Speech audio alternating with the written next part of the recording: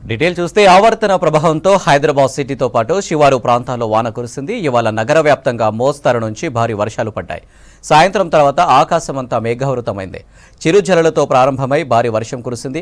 Jubilee Hills, Banjara Hills, Mehdipatnam, Khairatabad, Panjagutta, Yousufguda, Ameerpet, SR Nagar, ఎర్రగడ్డ, బోరబండ, సనత్ నగర్, భరత్ నగర్, నాంపల్లి, కోటి, గోషమహల్, అఫ్జల్గంజ్ ఏరియాలో ఈదురుగాలతో కూడిన భారీ వర్షం కురిసింది. కూకట్పల్లి, బాలనగర్, నిజాంపేట, ప్రగతినగర్, బాచుపల్లిలో మోస్తరు వర్షం కురిసింది. బోడుప్పల్, ఉప్పల్, తార్నాక, హబ్సిగూడ, ఓయూ, నాచారం ప్రాంతాల్లో భారీ వర్షానికి రోడ్లు జలమయమయ్యాయి. ఫిర్జాదిగూడలో మోకాల లోతు వరద నీరు నిలిచి జనం ఇబ్బంది పడ్డారు. సికింద్రాబాద్ కంటోన్మెంట్, బన్సిలాల్పేట్, బేగంపేట, రాంగోపాల్పేట్, మారేడ్పల్లి, బోయిన్పల్లిలో రోడ్లపై భారీగా వర్షం నీరు చేరింది. ప్రస్తుతం మరోసారి చాలా ప్రాంతాల్లో మోస్తరు వర్షం కురుస్తుంది.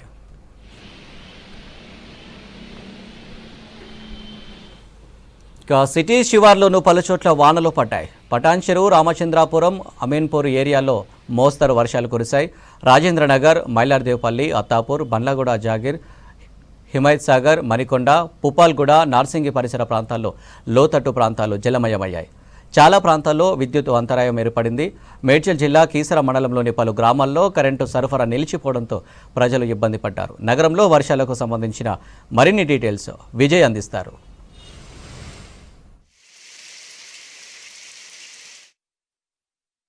హైదరాబాద్ సిటీలో గత 2 గంటలుగా కురిసిన భారీ వర్షానికి నగరంలోని చాలా ప్రాంతాల్లో కూడా నీరు నిలిచిపోయింది. సిటీలోని ఇటు కూకట్పల్లి కానీ, లింగంపల్లి, చందానగర్, షేర్లింగంపల్లి, ఇటు సంగారెడ్డి, పటాన్ చెరువు ఈ ఏరియాల్లో భారీ వర్షం కురవగా మళ్ళీ గ్రేటర్ వ్యాప్తంగా కూడా చాలా చోట్ల ఇటు ఖైరతాబాద్, లగడీ కపూల్ ఈ ఏరియాలలో భారీగా వర్షం కురిసింది. ఇటు ఎల్బీ నగర్ సైడ్ కూడా మోస్తారు వర్షం కురవడంతో కొంత చాలా చోట్ల కూడా వాటర్ అనేది నిలిచిపోయింది. ప్రస్తుతం మనము మాసప్ ట్యాంక్ ఫ్లైఓవర్ దగ్గర ఉన్నాము. ఇక్కడ చూడొచ్చు కురిసిన భారీ వర్షానికి దాదాపు మొత్తం కూడా రోడ్డు పైన వర్షపు నీరు చేరినటువంటి సిచ్యువేషన్ మనకు కనిపిస్తున్నది. అయితే ఇప్పుడు కొంత వర్షం తగ్గినప్పటికీ కూడా చాలా చోట్ల కూడా సిటీలో వాటర్ అనేది నిలిచిపోయింది. వర్షపు నీరు నిలిచిపోవడంతో వాహనదారులు అయితే ఇబ్బంది పడుతున్నారు. చాలా వరకు కూడా చాలా ఏరియాలలో కూడా ఎలక్ట్రిసిటీ ప్రాబ్లం అనేది ఉన్నట్టు కూడా అధికారులకు ఫిర్యాదులు అందుతున్నాయి. చాలా చోట్ల స్ట్రీట్ లైట్స్ కూడా భారీ వర్షం ఈదురుగాలతో కూడినటువంటి భారీ వర్షం కురవడంతో చాలా చోట్ల కూడా కరెంటుకు, విద్యుత్కు అంతరాయం ఏర్పడ్డది. అయినప్పటికీ జిహెచ్ఎంసీ కానీ ఇతర ఉన్నతాధికారులు ఎక్కడైతే నీరు చాలాగా నిలిచిపోయి ఉందో వాటిపైన ప్రత్యేకమైనటువంటి ఫోకస్ పెట్టి నీటిని తొలగించే పనిలో ఉన్నారు. ముఖ్యంగా వర్షం కారణంగా చాలా వరకు 2 వీలర్ వాహనదారులు అయితే ఇబ్బంది పడుతున్నారు. గ్రేటర్ పరిధిలో ఈరోజు హాలిడే అయినప్పటికీ ట్రాఫిక్ తక్కువ ఉన్నప్పటికీ వివిధ రకాల పనులపైన బయటకు వెళ్ళినటువంటి సిటీ జనం అయితే ఒకేసారిగా వెదర్ చేంజ్ అవ్వడం, చాలా చోట్ల కూడా భారీ వర్షం, చాలా ఏరియాల్లో గ్రేటర్ పరిధిలో అన్ని ఏరియాలలో కూడా వర్షం కురవడంతో ప్రజలు కానీ వాహనదారులు అయితే ఇబ్బంది పడుతున్నారు. సో ప్రజెంట్ మనం మాసప్ ట్యాంక్లో సిచ్యువేషన్ చూడొచ్చు. మూమెంట్ వాహనాలకు సంబంధించి కూడా స్లోగా ఉంది. రోడ్డు మొత్తం సైడ్కి కూడా చాలా వర్షం నీరు నిలిచి ఉండడంతో వాహనాలు అయితే చాలా స్లోగా కదులుతున్నటువంటి సిచ్యువేషన్ మనకు కనిపిస్తున్నది. మరోపక్క గ్రేటర్ పరిధిలో అనేక ప్రాంతాల్లో కూడా కొంత విద్యుత్కు సంబంధించినటువంటి అంతరాయం ఏర్పడ్డట్టు కూడా అధికారులకు వరుసగా ఫిర్యాదులు ఉంటున్నాయి. వర్షం తగ్గడంతో ఇప్పుడు కొంత పనులు కూడా తొందరగా చేసేందుకు ఇటు జిహెచ్ఎంసీ సిబ్బంది కానీ, ఎలక్ట్రిసిటీ డిపార్ట్మెంట్ అధికారులు కూడా ఎక్కడైతే ఈదురుగాలు కానీ కొన్ని చోట్ల చెట్లు కూడా విరిగిపడడంతో అధికారులు అలర్ట్ అయ్యి కరెంటుకు సంబంధించినటువంటి సరఫరాను కూడా మళ్ళీ పునరుద్ధరిస్తున్నారు. ఎక్కడికక్కడ కూడా గ్రేటర్ పరిధిలో మాత్రం చాలా చోట్ల కూడా రోడ్డు పైన వర్షం నీరు నిలిచి ఉంది. అయితే ఈరోజు సండే కావడంతో కొంత ట్రాఫిక్ ఇబ్బంది అయినప్పటికీ చాలా చోట్ల కూడా వాహనాలకు సంబంధించిన మూవ్మెంట్ అయితే స్లోగా కలుగుతుంది. సో ప్రజెంట్ మాసప్ ట్యాంక్లోనైతే ఈ సరౌండింగ్ ఇటు మాసప్ ట్యాంక్ ఫ్లైఓవర్ కానీ, ఇటు లగడీ కపుల్ వెళ్ళే రూటు, అదేవిధంగా దీంతో పాటు ఇటు మెహదీపట్నం వెళ్ళే రూట్లో కొంత ట్రాఫిక్ జామ్ అయితే ఉంది. ఎందుకంటే చాలా ఏరియాల్లో కూడా వర్షం నీరు నిలిచి ఉండడంతో వాహనదారులు అయితే స్లోగా వెళ్తున్నటువంటి సిచ్యువేషన్ మనకు కనిపిస్తుంది. సో వర్షపు నీరు సంబంధించి ఇప్పుడిప్పుడే కొంత క్లియర్ చేసే పనిలో ఇటు జిహెచ్ఎంసీ అధికారులు కూడా నిమగ్నమయ్యారు. వరుసగా కూడా జిహెచ్ఎంసీకి ఫిర్యాదులు అందడంతో అధికారులు కూడా ఒకటే సూచిస్తున్నారు, ఎక్కడైతే వర్షపు నీరు భారీగా నిలిచి ఉందో అక్కడ మాన్యువల్స్ ఎవరు ఓపెన్ చేయొద్దు. కంట్రోల్కి సంబంధించి ఏదైతే మాన్సూన్ టీమ్స్ ఉన్నాయో జిహెచ్ఎంసీ అఫీషియల్ అధికారులకు ఫోన్ చేసి చెప్తే వారు వచ్చి అక్కడ వాటర్ క్లియర్ చేస్తారని చెప్తున్నారు. అదేవిధంగా ఈదురుగాలతో కూడినటువంటి వర్షం కురవడంతో చాలా చోట్ల కొంత ఎలక్ట్రిసిటీ వైర్లు తెగిపడ్డట్టు కూడా విద్యుత్ శాఖ అధికారుల దృష్టికి రావడంతో వారు కూడా ప్రజలు కొంత అలర్ట్గా ఉండాలి, ఎలక్ట్రిసిటీ పోల్స్ ఎక్కడైతే ఉన్నాయో అక్కడ జాగ్రత్తగా ఉండాలని చెప్పి వారు కూడా చెప్పడం జరిగింది. సో గ్రేటర్ పరిధిలో సాయంత్రం నుంచి కురిసిన 2 గంటల పైన భారీ వర్షానికి అనేక చోట్లనైతే వర్షం నీరు నిలిచి ఉంది. ఇప్పుడు సిటీ వ్యాప్తంగా కూడా కొంత ముసురుతో కూడినటువంటి వర్షం కురుస్తుంది. ఓవరాల్గా ఈరోజు సండే కావడం కొంత ట్రాఫిక్ ఇబ్బందులు అయితే లేవు. అయినప్పటికీ చాలా ఏరియాల్లో కూడా వర్షానికి సంబంధించి మొత్తం సిటీ వ్యాప్తంగా ఇటు ఖైరతాబాద్ నుంచి మొదలుకొని అటు ఎల్బీ నగర్ వరకు, మళ్ళీ ఇటు కూకట్పల్లి నుంచి మొదలుకొని పటాన్చెరు వరకు అన్ని ఏరియాలలో కూడా దాదాపు 2 గంటల పాటు మోస్తరు నుంచి భారీ వర్షాలు కురవడంతో కొంత సిటీ జనం అయితే ఇబ్బందులు పడ్డారు. అయినప్పటికీ అధికారులు ఎప్పటికప్పుడు అలర్ట్ ఉండడం, జిహెచ్ఎంసీ మేయర్ కూడా వర్షాల పట్ల ప్రజలు అప్రమత్తంగా ఉండాలని చెప్పడంతో ఇటు ఎలక్ట్రిసిటీ డిపార్ట్మెంట్ కానీ మాన్సూన్ టీమ్స్ అన్నీ కూడా రోడ్ పైన వచ్చి వాటర్ క్లియర్ చేస్తున్నాయి. ఎక్కడైతే విద్యుత్కు అంతరాయం ఉన్నాయో ఆ సరఫరాను కూడా మళ్ళీ పునరుద్ధరించేలా ఎలక్ట్రిసిటీ డిపార్ట్మెంట్ కూడా పనిచేస్తుంది. సో మొత్తంగా కూడా గ్రేటర్లో కురిసిన వర్షానికి సంబంధించి అయితే చాలా ఏరియాలలో కొంత వాటర్ అనేది నిలిచిపోయింది. అధికారులు అలర్ట్ అయ్యి దాన్ని క్లియర్ చేసే పనులనైతే పడ్డారు. ఇది హైదరాబాద్ సిటీ రేంజ్కు సంబంధించి. కెమెరా పర్సన్ సిద్దిక్తో విజయ్, V6 న్యూస్, హైదరాబాద్.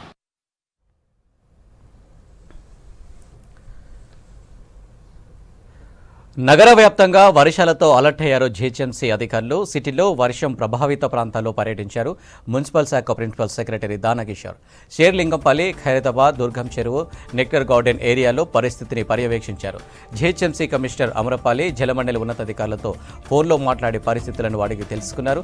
అప్రమత్తంగా ఉంటూ ఎప్పటికప్పుడు క్షేత్రస్థాయిలో పరిస్థితులను పర్యవేక్షించాలని చెప్పారు. ఎమర్జెన్సీ రెస్పాన్స్ టీంతో పాటు DRF బృందాలు ప్రభావిత ప్రాంతాల్లో పర్యటించి పరిస్థితులను చక్కదిద్దాలని ఆదేశించారు దానకిషోర్.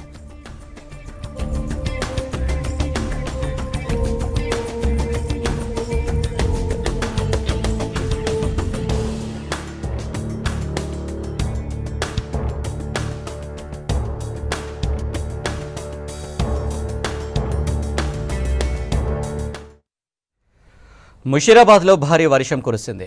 రామ్నగర్ స్ట్రీట్ నెంబర్ 17లో భారీగా వరద ప్రవహించడంతో ఓ కారు నీటిలో చిక్కుకుంది. దీంతో కారు డోర్లు తెరుచుకోకపోవడంతో అందులోని 4 వ్యక్తులు ఇబ్బంది పడ్డారు. గమనించిన స్థానికులు వర్షంలో రిస్క్ చేసి కారును పక్కకు తీశారు. ఆ తర్వాత కారు అద్దాలు పగలగొట్టి అందులోని 4 బయటకు తీసి కాపాడారు స్థానికులు.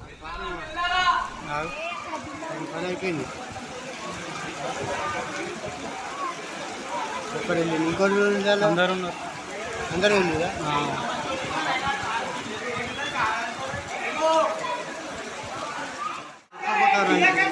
కాపాడండి.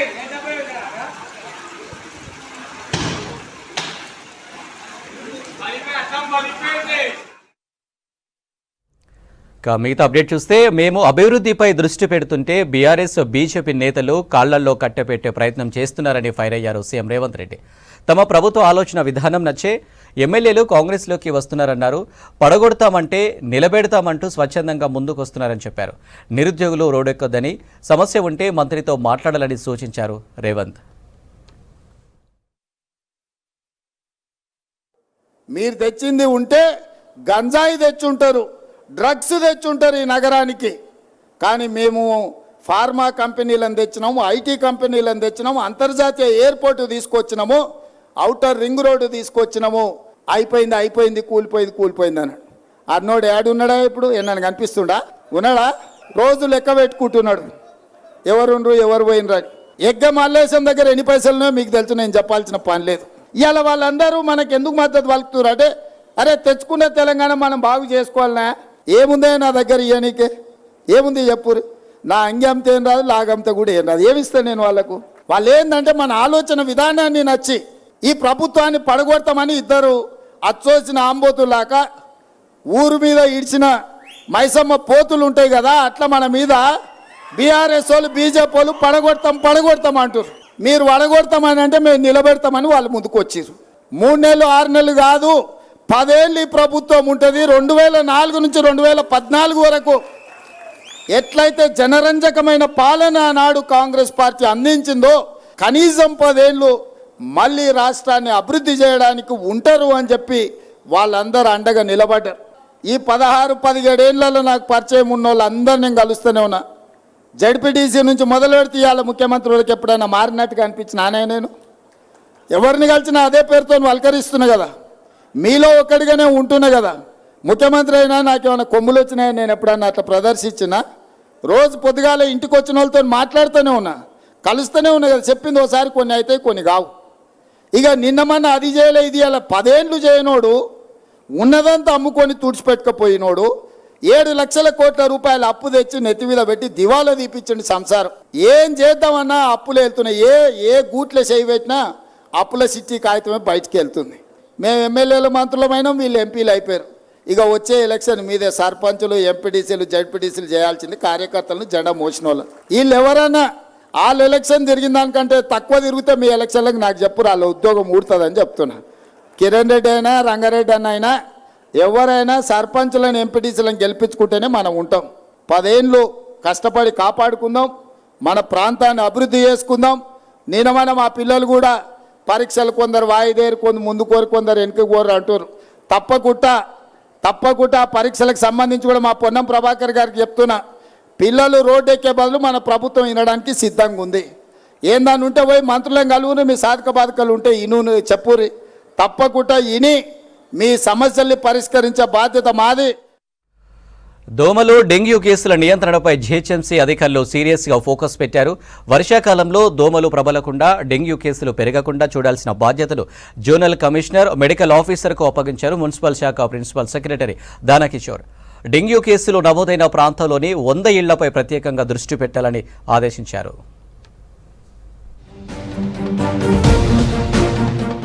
జీహెచ్ఎంసీలో దోమల నివారణ, డెంగ్యూ నియంత్రణ తీసుకోవాల్సిన జాగ్రత్తలపై ఫోకస్ పెట్టారు మున్సిపల్ శాఖ ప్రిన్సిపల్ సెక్రటరీ దానకిషోర్. సెక్రటేరియట్ లో జీహెచ్ఎంసీ అధికారులతో ప్రత్యేక సమావేశం ఏర్పాటు చేశారు. దోమలు పెరగకుండా చూడడం, డెంగ్యూ కేసులు కంట్రోల్ చేయడంలో జీహెచ్ఎంసీ కమిషనర్ దగ్గర నుంచి మెడికల్ ఆఫీసర్స్ సమన్వయంతో పనిచేయాలని సూచించారు.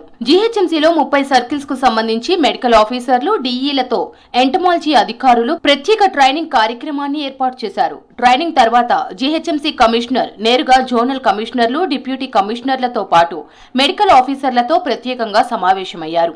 డెంగ్యూ కేసులను కంట్రోల్ చేసే దిశగా పనిచేయాలని అధికారులను ఆదేశించారు.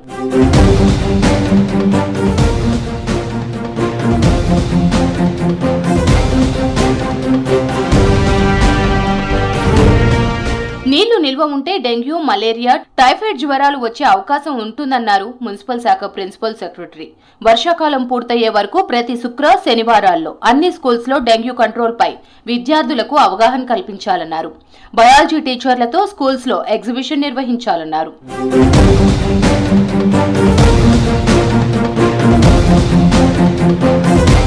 ప్రతి శుక్రవారం అన్ని కాలనీలు, బస్తీల్లో రెసిడెన్షియల్ వెల్ఫేర్ అసోసియేషన్ వారికి దోమల నివారణపై అవగాహన కల్పించాలన్నారు మున్సిపల్ శాఖ ప్రిన్సిపల్ సెక్రటరీ. ప్రజలను అప్రమత్తం చేసేందుకు మొబైల్, ఈమెయిల్, సోషల్ మీడియా ద్వారా విస్తృతంగా ప్రచారం చేయాలని సూచించారు. మెడికల్ ఆఫీసర్లు, ఎస్ఈ, ఏఈలతో అన్ని జోనల్ కార్యాలయాల్లో వారానికోసారి ప్రత్యేక సమావేశం నిర్వహించాలని ఆదేశించారు. డెంగ్యూ కేసు నమోదైన వారి ఇంటిని మెడికల్ ఆఫీసర్లు హోమ్ విజిట్ చేసి వారిలో నెలకొన్న భయాందోళనలను తొలగించేలా అవగాహన కల్పించాలన్నారు దానకిషోర్.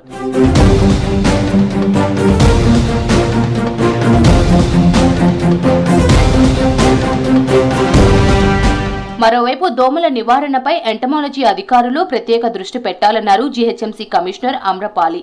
గతేడాది రాష్ట్ర వ్యాప్తంగా 4364 డెంగ్యూ కేసులు నమోదయ్యాయన్న కమిషనర్ ఈ ఏడాది కేసులు పెరగకుండా చూడాలన్నారు. బాధితులకు ఫ్రెండ్లీ పోలీస్, చట్ట వ్యతిరేక కార్యకలాపాలకు పాల్పడే నేరగాళ్ల తాట తీస్తామంటున్నారు పోలీసులు. నేరగాళ్లు, దొంగలు, చైన్ స్నాచర్ల పట్ల ఉపేక్షించేది లేదన్నారు. నేరస్తులను పట్టుకునే క్రమంలో ఎదురు దాడులకు యత్నిస్తే ఆత్మరక్షణకు ఫైర్ ఓపెన్ చేయడం తప్పదని హెచ్చరిస్తున్నారు పోలీసులు.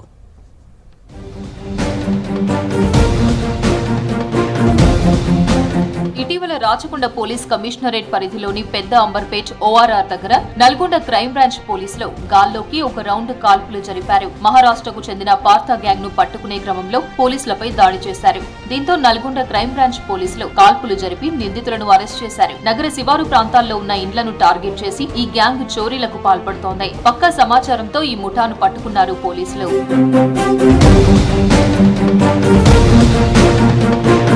హైదరాబాద్ కమిషనరేట్ పరిధిలోని నాంపల్లి రైల్వే స్టేషన్ దగ్గర డెకాయ్ ఆపరేషన్ నిర్వహించారు పోలీసులు. ఈ క్రమంలో అనుమానాస్పదంగా తిరుగుతున్న రాజు, అయాన్లను విచారిస్తున్నారు పోలీసులు. వారిని పట్టుకునేందుకు యత్నించడంతో రాజు దగ్గర ఉన్న గొడ్డలితో పోలీసులపై దాడికి తెగబడ్డాడు. దీంతో సెల్ఫ్ డిఫెన్స్ లో భాగంగా కాల్పులు జరిపారు పోలీసులు. ఇద్దరు నిందితులపై గతంలో కూడా పిక్ పాకెట్ కేసులు ఉన్నట్లు గుర్తించారు పోలీసులు.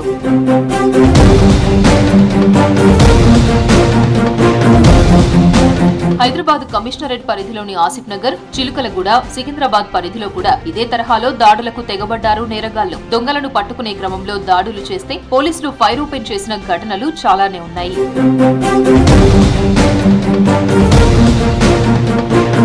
నగరంలో ఫైరింగ్ ఘటనలు చర్చనీయాంశంగా మారాయి. నేరస్తులు డ్యూటీలో ఉన్న సిబ్బందిపై దాడులకు దిగితే సెల్ఫ్ డిఫెన్స్ లో భాగంగా ఫైర్ చేస్తున్నారు పోలీసులు.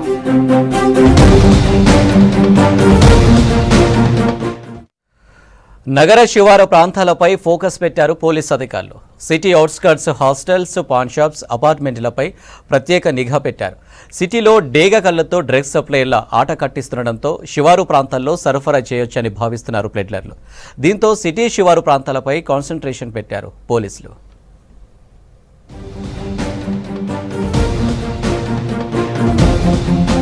సిటీలో డ్రగ్స్ పై ఉక్కుపాదం మోపుతున్నారు పోలీసులు. దీంతో శివారు ప్రాంతాల్లో గంజాయి, డ్రగ్స్ సరఫరా అవుతుందనే అనుమానంతో తనిఖీలు చేస్తున్నారు. ఉన్నత అధికారుల నుంచి సిటీ అవుట్స్కర్ట్స్ లో తనిఖీలు చేయాలనే ఆదేశాలు రావడంతో చెకింగ్స్ ముమ్మరం చేశారు పోలీసులు. మత్తు పదార్థాలు, గంజాయి, డ్రగ్స్ వినియోగించినా, సరఫరా చేసినా కేసులు నమోదు చేస్తామని హెచ్చరిస్తున్నారు పోలీసులు.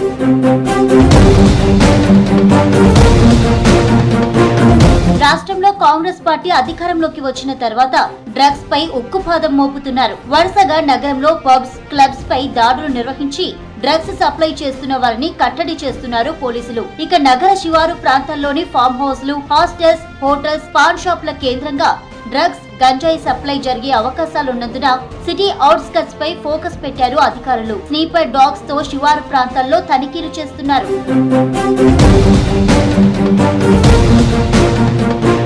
శంషాబాద్ లో హాస్టల్స్, బస్టాండ్లలో ఆకస్మిక తనిఖీలు చేశారు పోలీసులు. సైబరాబాద్ సిపి అవినాష్ మహంతి ఆదేశాలతో స్నీపర్ డాగ్స్ తో చెకింగ్స్ చేశారు పోలీసులు. ఈ స్పెషల్ డ్రైవ్ లో భాగంగా అనుమానాస్పద వ్యక్తులను ప్రశ్నించారు. డ్రగ్స్ అనే ఊసే లేకుండా చేయడమే లక్ష్యంగా ఈ డ్రైవ్ లు నిర్వహిస్తున్నామని తెలిపారు పోలీసులు.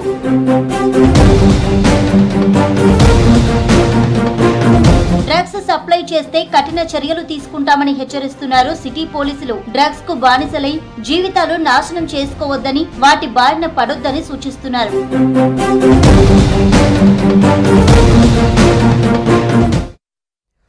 నార్సింగి పోలీస్ స్టేషన్ పరిధిలో కిడ్నాప్కు గురైన ఎంఆర్పీఎస్ నాయకుడు నరేందర్ ప్రవీణ్ను కిడ్నాప్ కేసును ఛేదించారు పోలీసులు. కిడ్నాప్ తర్వాత శంషాబాద్ దగ్గర ఉన్న ఓ ఫామ్ హౌస్కి తీసుకువచ్చినట్లు గుర్తించారు. ఓ భూ వివాదం విషయంలో ఈ గ్యాంగ్ కిడ్నాప్కి పాల్పడినట్లు తేల్చారు పోలీసులు. ఈ వ్యవహారంలో మొత్తం 7 ఉన్నట్లు గుర్తించగా 4 అరెస్టు చేశారు పోలీసులు. మరో 3 కోసం గాలిస్తున్నారు.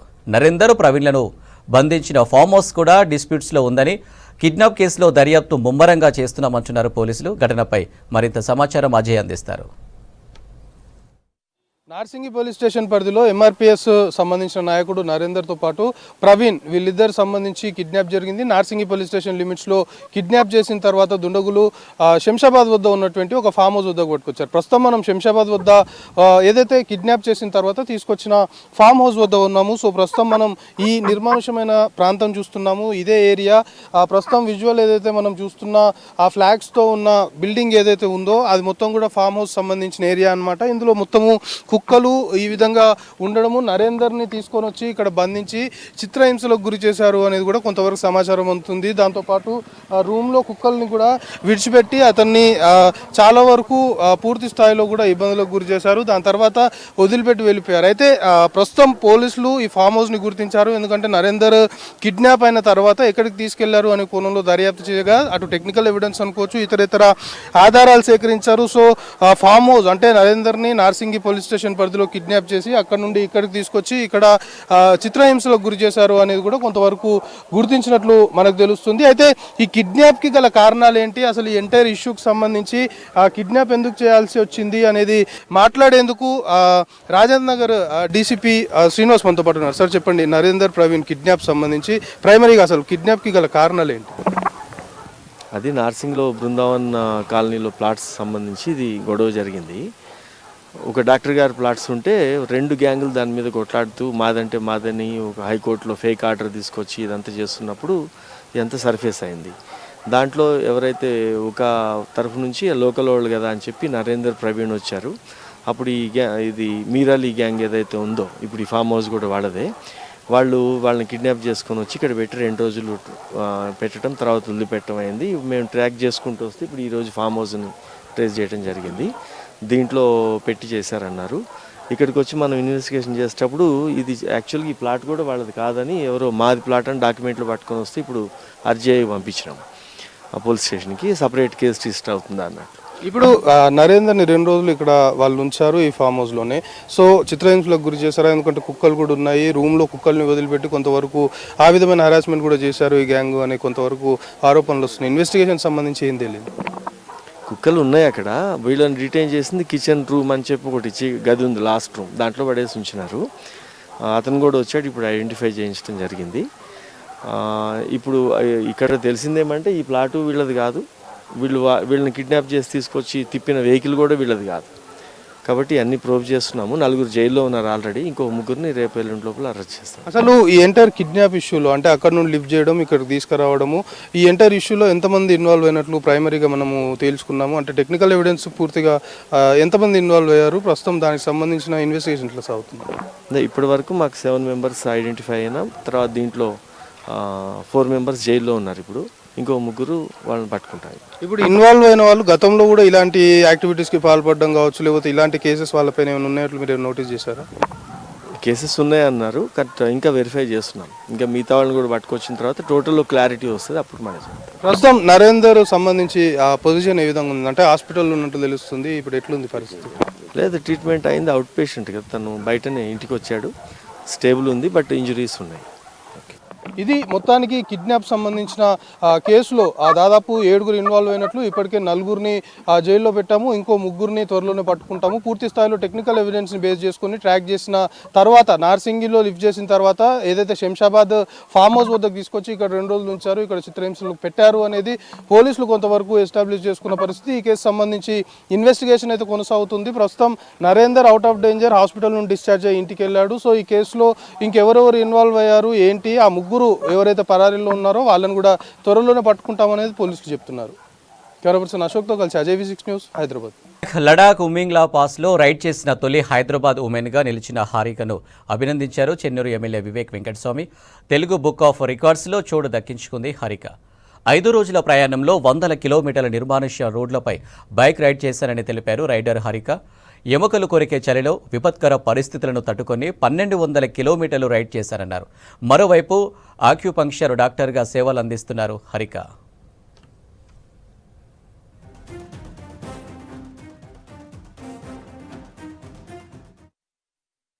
చాలా హ్యాపీగా ఫీల్ అవుతున్నాను. I'm the first women from Telangana to do Umling La pass solo ride అనమాట. అది ఆ విషయం సార్కి తెలియగానే ఆయన చాలా మంచిగా స్పందించి నా ఫస్ట్ ఆర్టికల్ వెలుగులోనే వచ్చింది. సో ఆయన ఎంకరేజ్ చేశారనమాట. అందుకనే ఆయన చేతుల మీదుగా తీసుకోవాలి అనుకుని ఈరోజు వచ్చి Telugu book of records certificate ఆయన చేతుల మీదుగా తీసుకున్నాను నేను. ఆ పాస్ అనేది వరల్డ్స్ హైయెస్ట్ మోటరబుల్ పాస్. అది లదాఖ్లో ఉంది, 19,024 ఫీట్లో ఉందన్నమాట. సో యూజువలీ అది టఫ్ టెరైన్, గ్రూప్ ట్రావెల్ ఎక్కువ చేస్తారు. సో నేను అది సోలోగా చేశాను, అండ్ పైగా తెలంగాణ బాన్ నేనే ఫస్ట్ అనమాట. అందుకని ఈ రికార్డ్ వచ్చింది నాకు. యాక్చువల్లీ నాకు సొంతగా బైక్ లేదు, సో నేను వెళ్ళి అక్కడ బైక్ రెంట్కి తీసుకుని వెళ్ళాను. అంటే నేషనల్ హైవే వరకు బాగానే ఉంటుంది, కానీ హాన్లీ అని ఒక ప్లేస్ వస్తుంది మధ్యలో, అక్కడ కొంచెం ఇసుక గాలి వచ్చినప్పుడు ఇసుక రోడ్ మీద పడిపోయి అలా కొంచెం అది కష్టంగా ఉంటుంది. ఇసుకలో స్కిడ్ అయ్యి పడే ఛాన్సెస్ చాలా ఎక్కువ ఉంటాయి.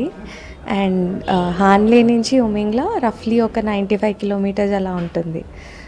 దానికేమో మొత్తం 16,000 to 19,000 ఫీట్లో వెళ్తాం కాబట్టి మన బైక్ ఫస్ట్ సెకండ్ గేర్ కంటే ఎక్కువ వెళ్ళలేమన్నమాట. అండ్ అది చాలా కొంచెం స్టీప్గా ఉంటాయి వ్యాలీ రోడ్స్ అన్నీ. సో నాకు ఫియర్ ఆఫ్ హైట్స్ కూడా ఉండడం వల్ల నేను అది చాలా టైం తీసుకొని దిగేటప్పుడు చాలా టైం తీసుకొని దిగి అలా ఉమింగ్లా రీచ్ అయ్యాను. చలి అక్కడ చలిగాలులు చాలా ఎక్కువ ఉంటాయి. సో ఆ చలిగాలుల వల్ల నా రైట్ హ్యాండ్ అండ్ లో ఆక్సిజన్ లెవెల్స్ వల్ల నా రైట్ హ్యాండ్ ఫ్రీజ్ అయిపోయింది అనమాట పైకి వెళ్ళినప్పుడు. సో అది దిగేటప్పుడు చాలా జాగ్రత్తగా దిగాల్సి వచ్చింది. అంటే బ్రేక్స్ రైట్తోనే వేస్తాం కాబట్టి ఈ చేయి పెద్దగా పని చేయకపోవడం వల్ల కొంత బాగానే కష్టపడ్డాను. అంటే నా ఫ్రెండ్స్ ఒక 2 years బ్యాక్ గ్రూప్స్లో వెళ్ళేసి వచ్చారు అక్కడికి. వాళ్ళు డిస్క్రైబ్ చేసినప్పటి నుంచి ఉమింగ్లా పాస్ చూడాలి అన్న కోరిక ఉన్నింది. సో అలా ఇది అనుకోకుండా చేయడం జరిగింది.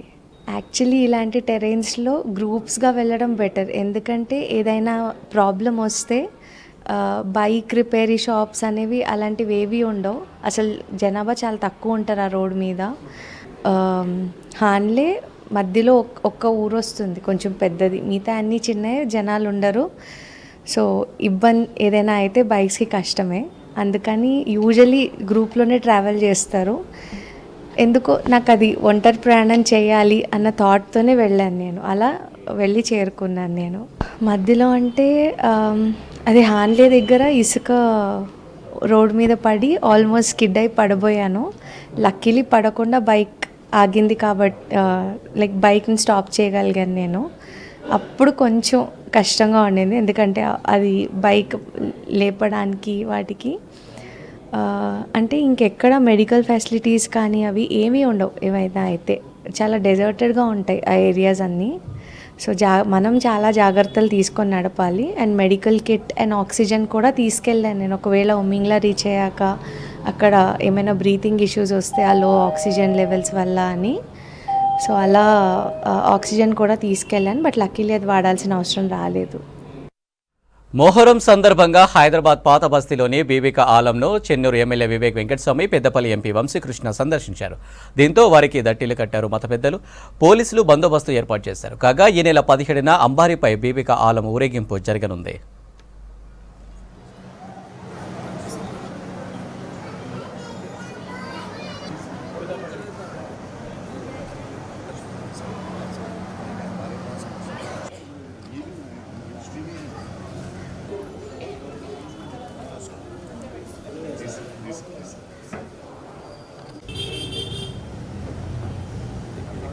एक मौका एक बेस बना के आ रहे हैं हम लोग. कहीं को तो यहाँ कोई काम नहीं.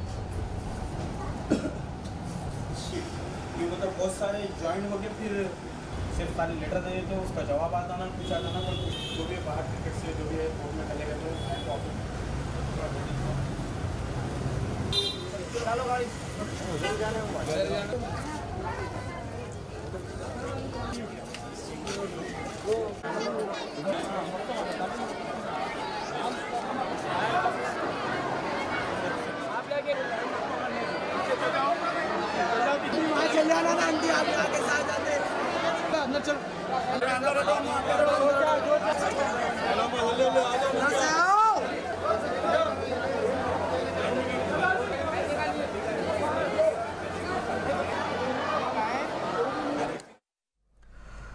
జోగిని ఇంట్లో జన్మించి విదేశాల్లో ప్రతిభను కనబరుస్తూ యువతకు ఆదర్శంగా నిలుస్తున్నారు డాక్టర్ సంధ్య. మూఢనమ్మకాలు, ఆచార సాంప్రదాయంతో ఆడవాళ్లు జోగినిలుగా మగ్గుతున్నారని చెప్పారు. ఈ వ్యవస్థలో అణగారిన ఆడపిల్లలు బాధితులుగా ఉంటున్నారన్నారు. అలాంటి వారిలో చైతన్యం తీసుకురావడమే ఈ త్రికాల నవల ముఖ్య ఉద్దేశమన్నారు రచయిత్రి సంధ్య. తన నవలతో జోగిని వ్యవస్థ మూఢనమ్మకం అనే అభిప్రాయం కలుగుతుందని ఆశాభావం వ్యక్తం చేస్తున్న డాక్టర్ రచయిత్రి సంధ్య విప్లవ్తో షరీఫ్ ఫేస్ టు ఫేస్. జోగిని జీవిత చరిత్రపై ఒక డాక్టర్ రాసినటువంటి త్రికాల బుక్స్ గురించి ఒకసారి మనం ఆమెతోనే అడిగి తెలుసుకుందాం. డాక్టర్ సంధ్య విప్లవ్ గారు ఉన్నారు. మేడం, ప్రధానంగా జోగిని వ్యవస్థ అంటే ఇప్పుడు ఈ జనరేషన్కి బహుశా తెలియకపోవచ్చు, అంటే తగ్గుతూ వస్తుంది దాని ప్రభావం. మేబీ ఇంకా కొన్ని ప్లేసెస్లో ఉంది. సో ఈ బుక్ రాయాలి, త్రికాలని బుక్ రాయాలి, జోగినికి సంబంధించినటువంటి జీవిత చరిత్ర వైపే ప్రేరణ ఎందుకు తీసుకున్నారు? యాక్చువల్లీ నా అంతటా నేను రాయలేదు. ఒకరోజు డ్యూటీ నుండి వచ్చాక V6 ఛానల్ చూస్తుంటే ఒక చాలా హృదయ విదారకమైన ఎపిసోడ్ వస్తుంది. సో ఆ ఎపిసోడ్ మొత్తం కూడా జోగిని వ్యవస్థ వల్ల ఒక చిన్నారి జీవితం ఎట్లా శిథిలమైపోయిందో చూపించారనమాట. సో ఆ ఎపిసోడ్ చాలా ఇన్స్పైరింగ్ అనిపించింది. సో నేను ఒక స్థిరమైన జీవితం గడుపుతూ గతాన్ని మర్చిపోతే కరెక్ట్ కాదనిపించింది. దళితులు కానీ కొంచెము బీసీస్ కానీ వాళ్ళనే ఎంచుకొని వాళ్ళ కుటుంబాల నుండే చిన్న వయసులో 6 ఏళ్ల వయసులోనే డిసైడ్ చేసేయడము. నేను ఎక్కడి నుండి అయితే మీరు ఆ స్టోరీని పికప్ చేసుకున్నారో ఆ ఊరికి వెళ్ళాను, ఆ ప్రాంతం అంతా తిరిగాను. అక్కడ నేను తెలుసుకున్నప్పుడు 5,000 మంది ఆ ఒక్క గ్రామంలోనే జోగిన్లు అయ్యారు అనేసి తెలిస్తే చాలా బాధేసి డెప్త్గా అసలు ఆరిజిన్స్ ఏంటి, ఎందుకు, ఎవరిని ఎంచుకుంటున్నారు, కారణం ఏంటి, అంటే ఒక చిన్న పాపని దేవుడు అంటే మనల్ని కాపాడాలి కదా, మన జీవితాన్ని భక్షించొద్దు, దేవుడు రక్షించాలి. అలాంటి నువ్వు గుడికే ఒక అమ్మాయిని ఇడిచేసి ఆమె జీవితాన్ని నాశనం చేయడం అనేది చాలా దుర్మార్గం అనిపించింది. సో ఆ ఆరిజిన్స్, కారణాలు ఏంటి, ఆరిజిన్స్ అన్నీ కూడా నేను ఫస్ట్ రిజిస్టర్ చేసుకున్నాను, రాసుకున్నాను. వాళ్ళని నిజమైన జోగినీల్ని కలిశాను. చాలామంది అయితే చాలా ముస్లిం వాళ్ళ బాధలు చాలా చెప్పారనమాట. అన్నీ కూడా నేను ఒక సస్పెన్స్ థ్రిల్లర్ లాగా రాశాను. V6లో వచ్చిన ఫ్యూచర్ స్టోరీ హ్యుమానిటీ గ్రౌండ్ స్టోరీని చూశారు. సో ఆ పర్సన్ని మీరు కలిసారా? ఆ పర్సన్ ఇప్పుడు మీరు కలిసినప్పుడు ఆయన ఏం చెప్పారు, ఇప్పుడు ఏం చేస్తున్నారు ఆయన? తను ఏంటంటే ఉన్నత విద్యల కోసము లండన్, అమెరికా, కెనడా అట్లా అన్నీ ఆల్మోస్ట్ ప్రపంచ దేశాలన్నీ తిరిగి పెద్ద పెద్ద చదువులు చదువుకొని ఒక ప్రొఫెసర్ హోదాలో ఉన్నారనమాట. ఇప్పుడు హిస్టరీ డిపార్ట్మెంట్ ప్రొఫెసర్గా ఉన్నారు. సో తన లైఫ్ పార్ట్నర్ కూడా తనకి ఈ స్ట్రగుల్స్లోనే కలుస్తారనమాట. తను ఇంగ్లీష్ ప్రొఫెసర్. సో తను విదేశాల్లో ఉన్నారు, చరిత్ర విభాగంలో ఉన్నారు. అండ్ తన పర్మిషన్ తీసుకున్నాను. నేను ఇట్లా మీ జీవితం మీద, మీ మదర్ జీవితం మీద నేను ఆథెంటిక్గా ఒరిజినల్ స్టోరీ రాశాను అని అంటే యూ కెన్ గో హెడ్ అని తన పర్మిషన్ ఇచ్చారు. సో తన పర్మిషన్ తర్వాతే నేను ఐ హ్యావ్ గోన్ హెడ్. మహిళా పోరాటం అని చెప్పి, మహిళా హక్కుల కోసం అని చెప్పి చాలా వచ్చాయి చరిత్రలో. సో ఎందుకు జోగిని వ్యవస్థ అడ్డుకోవడానికి ఎందుకు ఒక ఉద్యమం అంటూ రాలేదు అంటే ఏం చెప్తారు? ఓకే, యాక్చువల్లీ ఉద్యమం రాలేదు, కానీ లవణం దంపతులు చాలా కష్టపడ్డారండి. అసలు ఎస్పెషల్లీ మన తెలంగాణ ప్రాంతంలో మనం అంటే నిజామాబాద్ తీసుకుంటే నిజామాబాద్లో highest number of joginis are found. So వాళ్ళు అక్కడికి వెళ్ళి అక్కడే ఒక కుటీరం ఏర్పరచుకొని అక్కడే ప్రతి ఇల్లు తిరిగి ఎంతమంది ఉన్నారో లెక్క పెట్టేసి వాళ్ళ జీవితాలు మార్చాలనేసి ఒక చెలి అని ఒక సంస్థని అంటే రీహాబిలిటేషన్ సెంటర్ లాగా పెట్టారండి. సో మ్యాక్సిమం క్రెడిట్ లవణం దంపతులకు వెళ్ళాలి, ఎస్పెషల్లీ హేమలత లవణం గారు. వాళ్ళది ప్రాంతం కాకపోయినా కానీ ఇంత భయంకరమైన స్థితిలో స్త్రీలు బలి కావద్దు అనేసి వాళ్ళైతే చేశారండి. వాళ్ళతో పాటు చాలామంది చేశారు. అండ్ ఇక్కడ మనము ఐఏఎస్ ఆఫీసరు ఆర్ఎస్ శంకరన్ గారిని మనం తప్పకుండా గుర్తు చేసుకోవాలి. సో శంకరన్ గారు మన ఎస్పెషల్లీ తెలంగాణ ప్రాంతము ప్లస్ సౌత్ ఇండియన్ ప్రాంతాలలో స్త్రీల మీద జరిగే అత్యాచారాల మీద చాలా తను కాన్సన్ట్రేట్ చేశారు. ఈ దురాచారాన్ని నిర్మూలించే చట్టాలు రావడానికి కూడా ఐఏఎస్ ఆఫీసర్ శంకరన్ గారు చాలా కృషి చేశారు, సక్సెస్ కూడా అయ్యారు. ఇప్పుడు ఈ నావల్ కోసం చాలామందితో జర్నీ చేసి ఉంటారు, చాలా మందితో మాట్లాడుతుంటారు, చాలామంది జోగిలను కూడా కలిసామని చెప్తున్నారు. వాళ్ళలో ఎడ్యుకేటర్స్ ఎవరైనా ఉన్నారా? వాళ్ళ లైఫ్ స్టైల్ ఎట్లా ఉంది? వాళ్ళు ఏమేమి మీతో షేర్ చేసుకున్నారు? ఓకే, యాక్చువల్లీ నేను ఎడ్యుకేటెడ్స్ దగ్గరికి వెళ్ళలేదండి. ఎందుకంటే మనము అయిపోయిన దాని గురించి వాళ్ళు మాట్లాడడానికి కూడా ప్రిఫర్ చేయరు. ఇప్పుడు కొందరు ఫేమస్ జోగినీలు ఉన్నారు మనకి, వాళ్ళు కొన్ని పండుగపరమైన మతపరమైన అంశాలలో కొంచెం వాళ్ళకి ఒక గౌరవమైన లైఫ్ దొరుకుతుంది. సో నా టార్గెట్ వాళ్ళు కాదు, దానికి బలైపోయి కంప్లీట్ జీవితాన్ని కోల్పోయి వాళ్ళకి పుట్టిన బిడ్డల జీవితం కూడా నాశనమై ఎట్లా నాశనమైందో అదే ఎంచుకున్నాను అనమాట.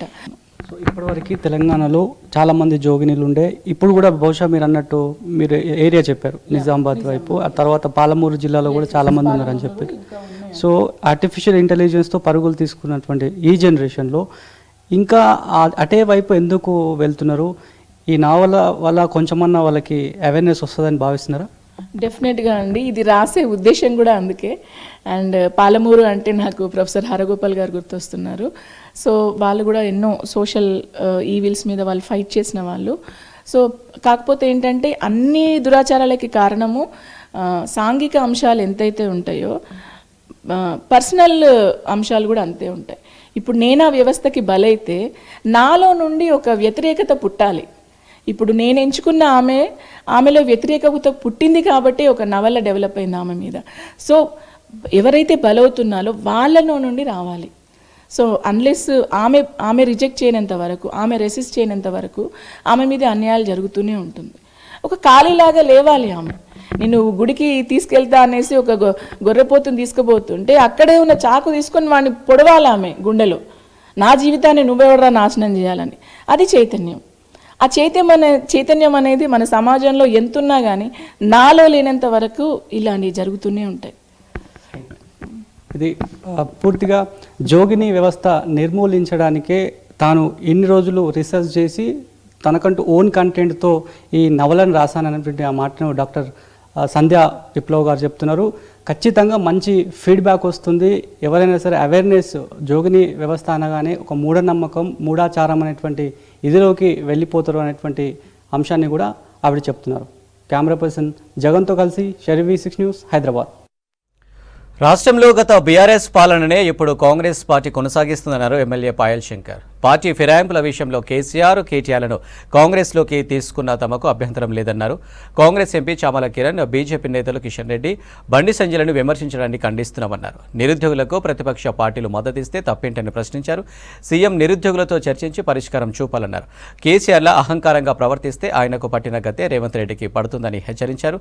బీజేపీ రాష్ట్ర కార్యాలయంలో కాంగ్రెస్, బీఆర్ఎస్లపై తీవ్ర విమర్శలు చేశారు MLA Payal Shankar. Congress party MP Chamala Kiran Kumar Reddy గారు, రాష్ట్ర భారతీయ జనతా పార్టీ అధ్యక్షులు కిషన్ రెడ్డి గారిపై, అదేవిధంగా కేంద్ర హోంశాఖ సహాయ మంత్రి బండి సంజయ్ కుమార్ గారిపై మాట్లాడినటువంటి మాటలను భారతీయ జనతా పార్టీ తీవ్రంగా ఖండిస్తున్నది.